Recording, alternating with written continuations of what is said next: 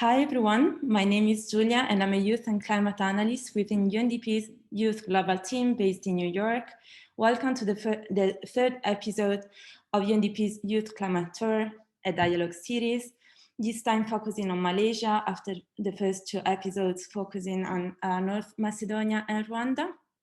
The aim of these country dialogues is to feature UNDP's work on climate in partnership with young leaders across different countries and regions. And in the lead up of the Youth Summit, Youth for Climate Dreaming Ambition in Milan later this year, and pre-COP and COP26 events. Through these weekly dialogues, UNDP aims to hear about examples of successful work on climate and youth, and present and brainstorm on methodologies for youth engagement at the national and local level, identify successful stories, promising practice, and entry point for enhanced support and collaboration and joint implementation in the context of the climate promise and beyond. These weekly dialogues only last 30 minutes, and we invite colleagues and partners to be concise and to the point. The recording of this conversation will be published in UNDP's for Youth YouTube channel and Sparkbook page. The outcome of this series will be featuring climate promise reports where relevant, newsletters and updates, and capturing in a crisp report at the end of this series. I will now give the floor to our colleagues based in UNDP office in Malaysia, who will facilitate the remaining 25 minutes or so of this dialogue together with the youth partners. We remind colleagues to give some time at the end to answer any questions we might receive from participants. Over to you. Hi, Julia. Thank you for the introduction. I'd just like to briefly just bring you up to speed to who's here in the room from our team. So we have Ben, who is our Head of Exploration Accelerator Labs. We have Shireen, who is our Youth Engagement and Innovation Consultant, pretty long title. We have Fitra, who is our Small Grants Program Assistant. And we also have two of our youth partners here with us today, Haziq from Demi Laut and Hawa from Kwasa. And I think just to kickstart us, because we have a very short time allocated for this session, I think I will just go through very briefly on our youth and climate work, just to give you a snapshot, like a feeling of the work that we're currently doing in our UNDP Malaysia. So last year, we did the National Youth Climate Change Survey, which was a nationwide survey to about 1,400 youths across Malaysia. And basically, the objective of the survey is that we really wanted to get some insights to youth perspectives on climate change. So what does the youth group really think about the issue of climate change in Malaysia? So the findings of the survey, you can find it here in this report titled Change for Climate, which you can download here. But basically what we found is that youth in Malaysia are directly affected by changes within the environment, including climate change. And this is despite Malaysia being in an environmentally or geographically stable region. But we also found that youth view themselves as valuable contributors to climate action. And in fact, about 90% of the youth that took the survey actually said that they are already implementing climate action, respectively, individually, and also collectively within their communities. But through the survey, we also realized a gap in that, the movements and the conversations about climate change in Malaysia tend to be very much urban-centric and only focus among certain more affluent demographic groups. And that's an insight which will help us in terms of designing our future youth and climate programs. And the recommendations from the survey also feed into recommendations that UNDP has proposed to the government in terms of taking a more inclusive view of how climate policy decision-making works, including a youth perspective in it as well. Now on to the Youth Collab project, which is really about accelerating the implementation of the Sustainable Development Goals and taking a youth perspective by looking at leadership, social innovation, and entrepreneurship. And since 2018, UNDP Malaysia has engaged more than 300 young entrepreneurs through a series of boot camps in Malaysia, and basically imparting key business and entrepreneurship skills for these young entrepreneurs. And as of last year, we scaled this up to look at supporting an incubation program and basically converting business ideas into reality, into actual businesses and startups.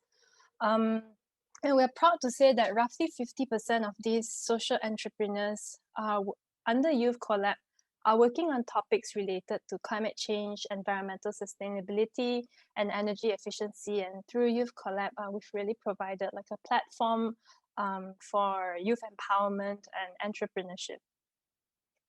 So on to the Global Environment Facility Small Grants Program. I think this is not something that's unique to Malaysia. It's a program that's being implemented in many different parts of the world, but looking at community action for global impact. And with SGP Malaysia, you know, there's been a lot of support in terms of providing financial assistance, financial support of up to USD $50,000 to local communities themselves to accelerate the implementation of environment and climate related work. And among the NGOs and the community-based organizations that have received funding through the SGP, there's been about 150 NGOs that have received this funding to date since the start of the SGP program. And many of them include youth groups that are working on environmental issues. Basically, the approach under SGP on youth and climate is that there are three. And this is featuring local environmental stories from the lens of communities and highlighted by youth themselves through creative storytelling and video filmmaking. Second part is looking at youth leadership in environmental justice. And this is basically supporting youth organizations to act as spokesperson on difficult environmental issues that affect the communities around them, for example, deforestation, environmental degradation. And lastly, it's about looking at environmental education projects with youth that are directly impacted by climate change in Malaysia. And this includes the islanders communities, indigenous communities like the Orang Asal and Orang Asli, as well as the urban poor. And these are environmental and education projects that are run by youth and together with youth. And I think as a summary snapshot of, you know, like why we ventured into youth and climate, I think like we realized that while working on the climate issue, that climate change is actually a youth issue. And it's really impossible to kind of separate these two components. And, you know, by addressing climate change, you really need to take a youth perspective on that as well. And so in all the work that we do, we really want to put youth in the driver's seat for climate action and not to feature them as, you know, victims of climate change. And that's basically essentially the support that we provide in terms of youth and climate. So I will stop here and I'll pass it over to my colleague, Ben, who will take us through the next exciting part of today's session. So over to you, Ben. Thanks, Nasha. I'm going to just introduce our collaborators, our partners, our guests, and our stars of today's session, Hawa and Haziq, shortly. But if I could just ask either Julia or Nasha to spotlight Hawa and Haziq, that will kind of, I think, allow them to fill the Zoom screen and everyone can see you. If you can pin their video. So with us today, we have Hawa from the NGO Persatuan Aktivis Sahabat Alam, or KUASA, and we have and KUASA is an SGP grantee, and we have Haziq from the social enterprise Demi Laut, and he's a Youth Collab young entrepreneur. I would like to invite Hawa and Haziq each to maybe take a couple of minutes and introduce themselves, as well as say introduce their organizations So perhaps over to you first, Hawa. Hi, first, thank you to UNDP's Youth Global team for having me as one of the speakers where I get to share my thoughts and experience while working with the grassroots on climate action. My name is Hawa. I am the project manager at Persatuan Aktivis Sahabat Alam, or KUASA for short. We have been working with the forest dependent communities in Peninsula Malaysia, which is the orang asli and the fisher folks. However, in my organization, I am in charge of the environmental activist training modules for the youth. I also advocate for the environmental rights, environmental justice, and environmental democracy.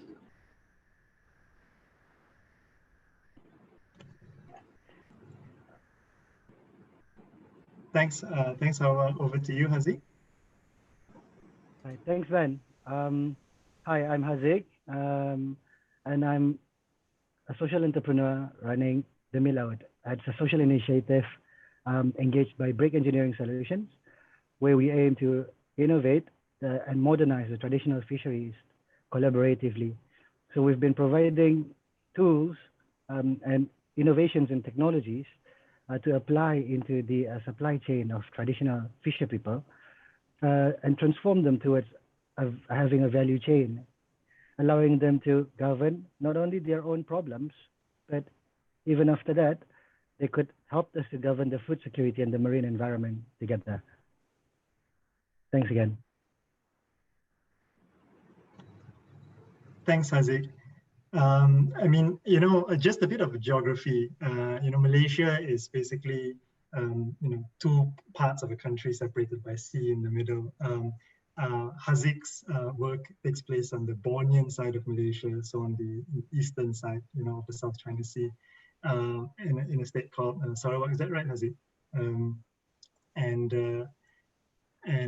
That's right. Yeah. Hawa's work is on the other side. It's on the western side. So we've got some interesting geographical representation here. All right, thanks for the intros. We were thinking of just kind of making today pretty conversational. So to everyone in the audience, thank you for joining us, and feel free to pop questions in the chat box at any time, and we'll address them in turn. To quote our UNDP Regional Director for Asia and the Pacific, Kani Raja, she once said, we want young people to run with it and to lead us. And in many ways, I think today we're here to be inspired by you and to learn from your journeys. So if we can kind of get this kicked off with one question on kind of motivation, right? Like what drives you? Of all careers you could have chosen, of all things you could be doing with your life now, why this? Maybe Hawa, would you like to start? Sure, sorry. I guess I read a lot of books starting from a very young age, and I particularly like the infographic World Atlas, where we get to see and read lots about the world, and in some of it, they features the threats on the world too. And I think from there, I felt environmentally conscious. Then I grew older. I read news and I see a lot of negative environmental impacts due to badly executed development projects. So I started joining a sustainable development campaign movement in my campus. Then I met KUASA on my final year of degree when I was organizing a discourse festival where KUASA was one of our speakers for the environmental sections. From there, I always be in touch with the teams, and I eventually joined them as volunteers. We discussed a lot of things: the forest, the environmental governance, the policies, the outdated laws, so that we could develop more efficient modules and projects. I also helped them around with the grant proposal. After a very careful thinking, I quit my job and joined them permanently. We transformed KUASA into more official organizations. We managed to get fundings in for our administrations and operations. So now we have our own office and decent pay for the staff. And we have one nature info hub where we often have events there.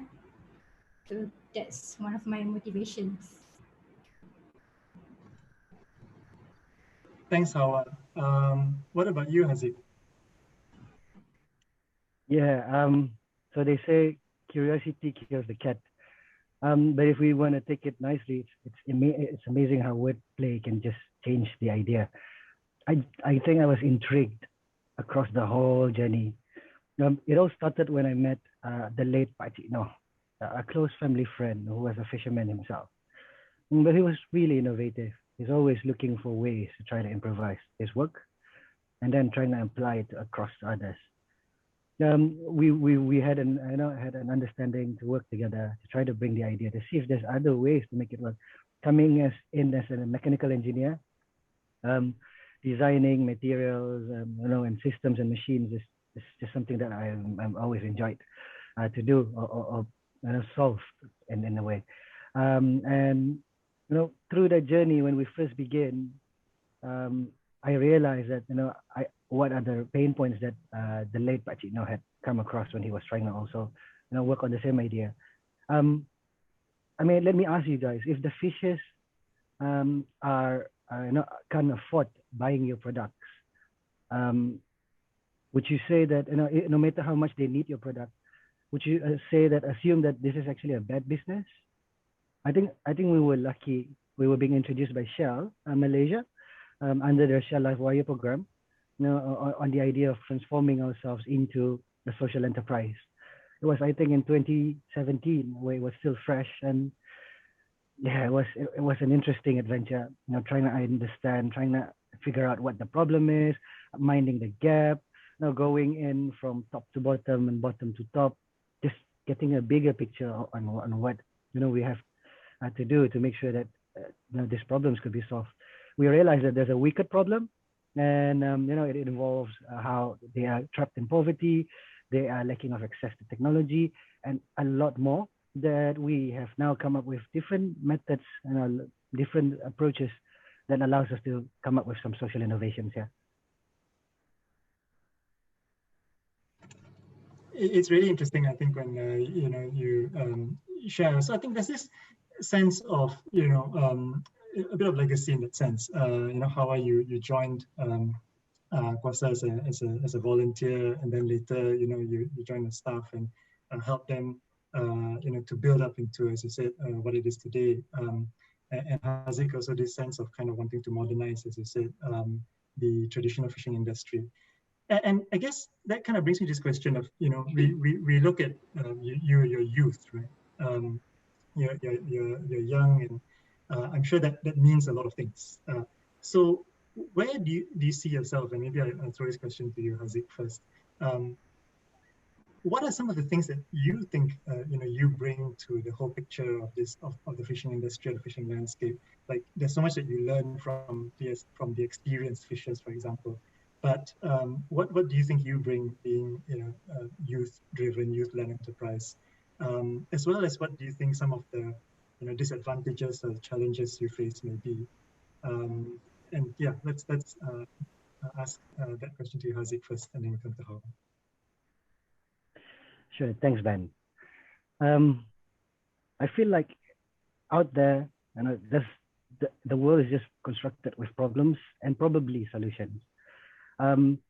Ideally, all these problems would be able, we could come together and try to fix it, but we're all driven by profit. But there's these little skills that we have gained and learned through the journey as a youngster and growing up. And in order for us to be able to master them well, to be able to manipulate them and then apply them onto interesting subjects to contribute, to make that difference, it all starts from your passion, and then bringing it onto the ground, and with resilience and persistencies and an open mindset, you can learn, you can adapt, and there's just a lot of little things out there that you can contribute. At that point in time when I started, the fisherman, I thought it was just something not sexy, something not attractive, and it's probably not marketable. I mean, if I can count the pennies for every time I hear someone would say that I might be in the wrong business, I would be rich. But yeah, it's all about having to understand the problem and to understand what are those little things that you have to develop with all those little skills that you built up. And then you would realize that you will just be able to walk further, not faster, no, maybe faster, if you walk with other people around you. So within that journey, through that hardship, we were very fortunate. We met a lot of good-hearted people with extreme great experiences, to share with us, to enlighten us on how to address a problem that nobody had been looking into in this depth. Yeah, it's amazing. It's exciting. I think it's coming to an exciting point right now where social innovation or social enterprise or social missions are actually an interesting, a constructive commitment for the players of the world, or the actors, to work together to come up with a pipeline to provide something, to return something back towards the balance and the sustainability of communities around us. So yeah, what matters is if you enjoy what you do, and you think you have something that you can do about it. It's not going to waste your time. It's just going to be a very great teacher to enhance you on later things in your life that you can apply and still have something along your way in the career. Yeah, you take this opportunity if you can, and make your own opportunity. And as long as it's contributing, there's a lot of resources, mentors, guidance, and stakeholders just like UNDP out there. So yeah, take a shot. Thanks, Haziq. For you, Hawa, what do you think, Kosa, yourself, being young, being, youth-driven, youth-led NGO, what are some of the great advantages that you see, being where you are in this space now, and any challenges that, you'd like to share as well?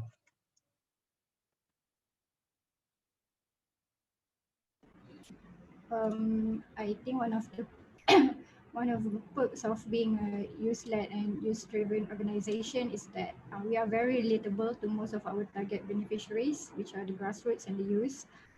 We have fresh ideas on how to get the community participation in the development process.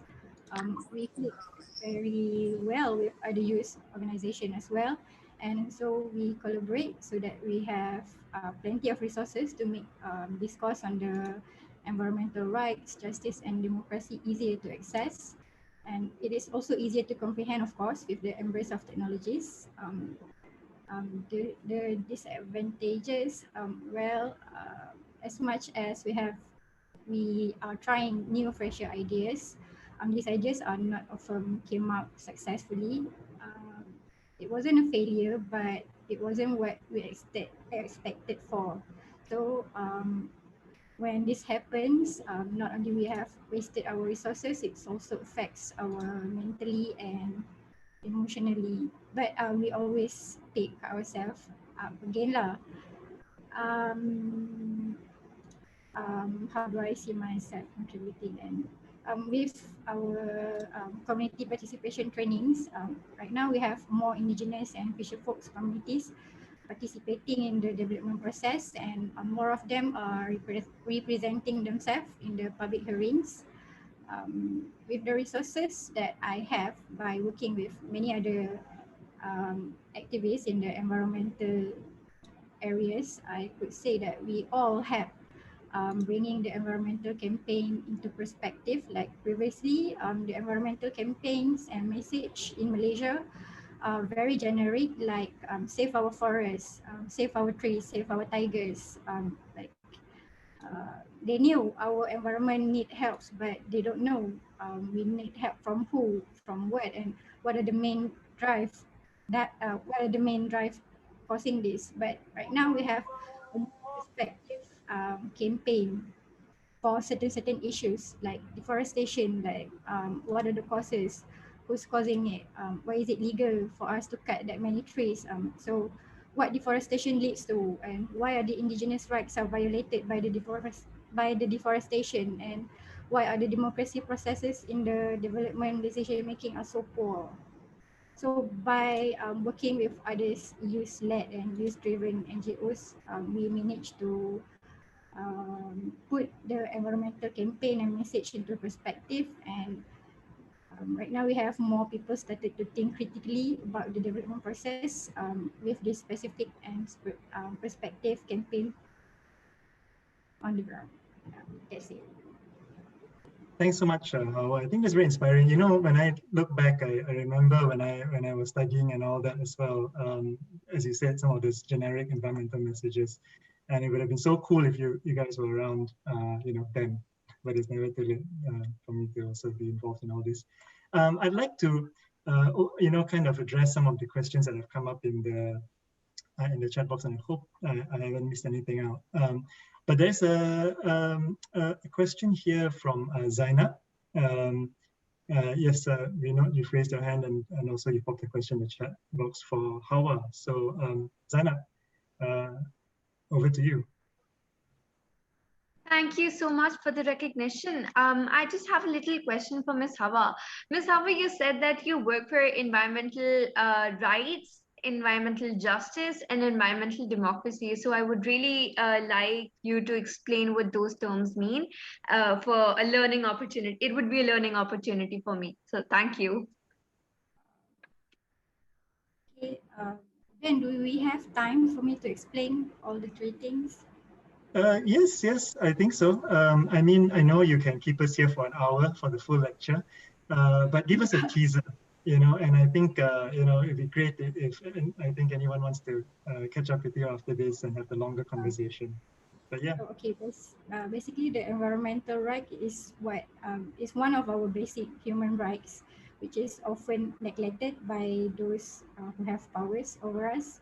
Like it's actually our rights to have the safe environment, our rights to breathe nice air, our rights to be excluded from other pollutions. That is our environmental rights. Then for environmental justice, it's actually something that when in certain development process, it hurts some parties in order for that development projects to be executed. So what we need to balance the community needs and the development need is what we call environmental justice. Then environmental democracy is that our rights to participate in any development process that's happening within our territories. It's a lot of things to process, but I hope my simple explanation would help Zainab understand the three terms. Thanks so much, Hawa. Being mindful of time, so I think there's another question here from Jishnu, and I noticed you raised your hand as well. What are the activities you did for youth engagement? Perhaps you could, Haziq, if you'd like to take a stab at that, and Hawa, if you'd like to, you know, quickly just add on if you have any answers. Over to you. Sure, thanks, Ben. For Demi Laut, we're trying to create a citizen scientist. We've learned that, you know, apart from just using technologies, we can also you know, acquire talents on the ground, breaking the silos within the pandemic environment. We're crowdsourcing the scientists just so we can gather data, reach better. We have to train them, uplift them, support them, and you know, help us to cover this gap together. Those are some of the things that we are working on. You know, we have also been hiring transdisciplinary talents to build different kinds of products or innovations, or even just try out several experiments. Those are just a few things that we are working on together as a youth. Thank you. Thanks, Haziq. Hawa, is there anything that you'd like to quickly add to that? In my organization, we have these modules, environmental activist trainings. In these modules, we train new activists about the governance of our environmental and forestry matters. We also expose them to the sustainable development processes where they can take part in the development process. We also help them identify the compliance and non-compliance on development process, on the development projects that's happened between them. That's one of our modules that we are using. Thanks, Hawa. Just to be, yeah, so thank you so much. And I just want to ask, Julia, do we have 60 seconds for a couple of closing remarks from Hawa and Haziq? I've got one closing question. Excuse me. Sorry, Can I ask Jishnu, you a yes. question, please? I'm Jishnu. Yes, Jishnu, please do. Yeah, actually, as a new entrepreneur, I just want to know what are the difficulties you faced whenever you start your organization. And I'm from India, and I'm running one NGO in India. That's called Aqua Foundation and Earth, Climate and Ocean Research Foundation. And I just want to know what are the difficulties you faced at the beginning. We are also in the beginning stage. That's why. Sure. Let me try to take that then. Oh, sorry, Hawa. After you. No, Haziq, you go first. Oh, okay. So, all right. I'll take this one. Thank you. Some of the difficulties that we had come across when we were beginning, we were starting, is to understand the ecosystem, who's responsible, who's governing, who's regulating, how are the things working. There's a lot of nuances, a lot of cultural barriers, and it's different in different states. So you have to read a lot. You have to understand. You have to identify and see if what you're reading is localized. You have to also measure and understand each steps that you're taking and how you can iterate, or if whether your iterations are effective. You also have to consider the bureaucracy, the structures, the infrastructures, and how the processes have been done in across the chain. Well, at least that's for fisheries. But within your environment as well, those are the landmarks or the environment that you should be considering of mapping. That's for me.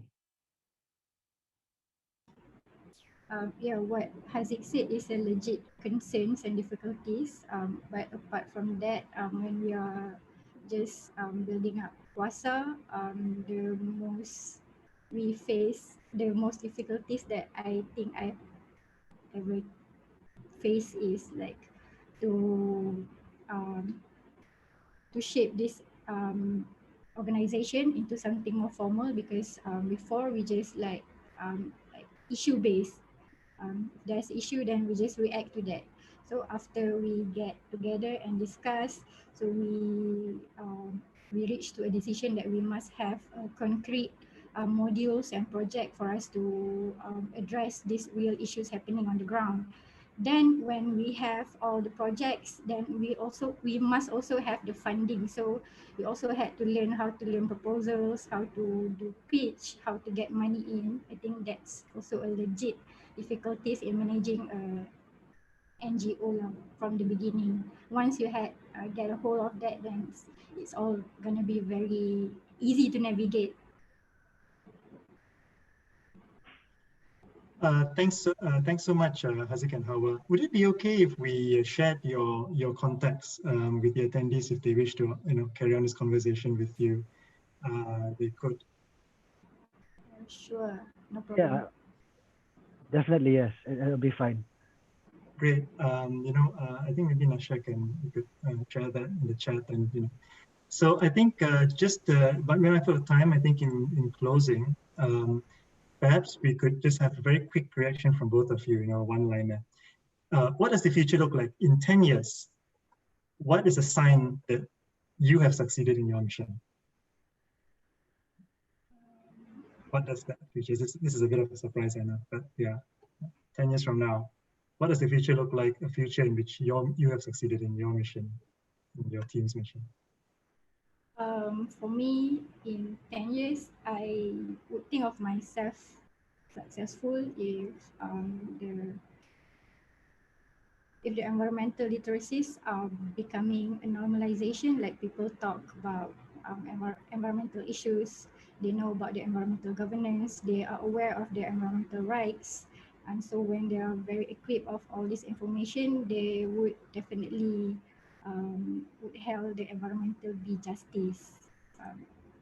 That's how I view myself successful in the next 10 years. And yeah, for me, I think the indicators would be to have the fishes carefully and well absorbed into the supply chain infrastructure, supporting the nation, and looking at how they had uplifted their livelihood, and allowing themselves to be sustainable before they practice sustainable fishing practices. And the downstream, the market would be now full of audited sustainable fishes caught, which comes from the small-scale fisheries of the traditional fisher people. And the whole supply chain is transparent, that you can see that the whole workforce comes from the community of the fishers, where everyone benefits with quality value. That would be my vision.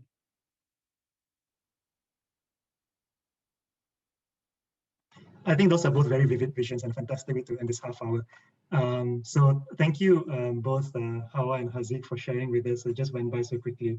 But everybody who's in the call, thank you for joining, and feel free to get in touch and carry this conversation further. Julia, just a quick question. Should we take a group photo? Is this something that we do? Yes, go ahead, please. If anyone can turn on the videos, so we can have this picture.